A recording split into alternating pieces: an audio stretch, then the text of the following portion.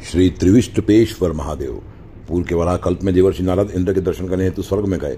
वहां उन्होंने क्रीड़ा उद्यान में इंद्र को बैठे देखा, जहां पर सिद्ध देव चारण एवं किन्नरगण उनकी स्तुति कर रहे थे।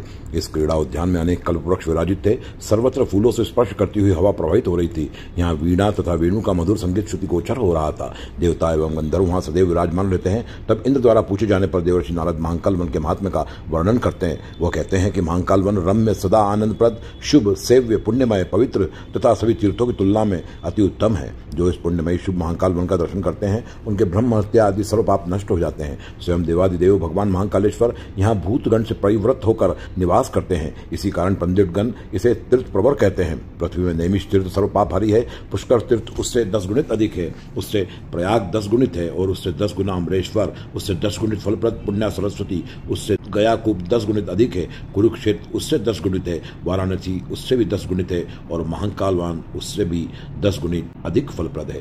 हे इंद्र, यह महाकाल वन त्रैलोक्य का भूषण रूप है। यहाँ हजारों करोड़ की संख्या में भुक्ति मुक्तिप्रद लिंग एवं 9 करोड़ शक्तियां विराजमान है। हे इंद्र, कृमि कीट पतंग भी यहाँ मृत होने पर दिव्य विमान रूढ़ होकर सनातन रुद्रलोक में गमन करते हैं। इस प्रकार से देवराज इंद्र ने नारद से अद्भुत महात्म्य सुना और तुरंत सभी देवताओं के साथ सहर्ष महाकाल वन की ओर प्रस्थान किया। वहां उन्होंने देखा कि महाकाल वन स्वर्ग से भी मनोरम है। वह प्रलय में भी नष्ट नहीं होता। वहां के सभी भवन विचित्र हैं, जिनमें शुभ दर्शन स्वर्ण लगा हुआ है। यहाँ पर सैकड़ों सैकड़ों मंदिर शोभायमान है। देवगण महाकाल वन की ऐसी शोभा देखकर आनंद पूर्वक देवर्षि नारद की प्रशंसा करने लगे, क्योंकि देवर्षि नारद ने ही उन लोगों से महाकाल वन का वर्णन किया था। देवताओं ने कहा, महाकाल वन ही श्रेष्ठ, अमरावती, शुभ, भोगवती, ब्रह्मलोक तथा विष्णु लोक है। तब सभी देवताओं के महाकाल वन आ जाने के कारण त्रिविष्टप अर्थात स्वर्ग शून्य हो गया।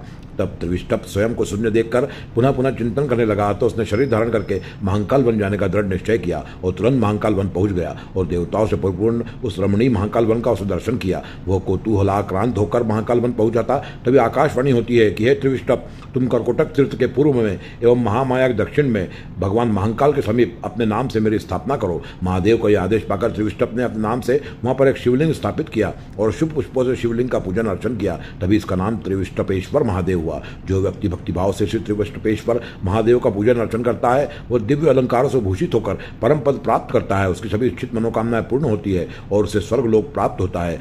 वर्तमान में यह लिंग उज्जैन के श्री महाकालेश्वर मंदिर के प्रांगण में ऊपर ओमकारेश्वर मंदिर के पीछे की तरफ स्थित है।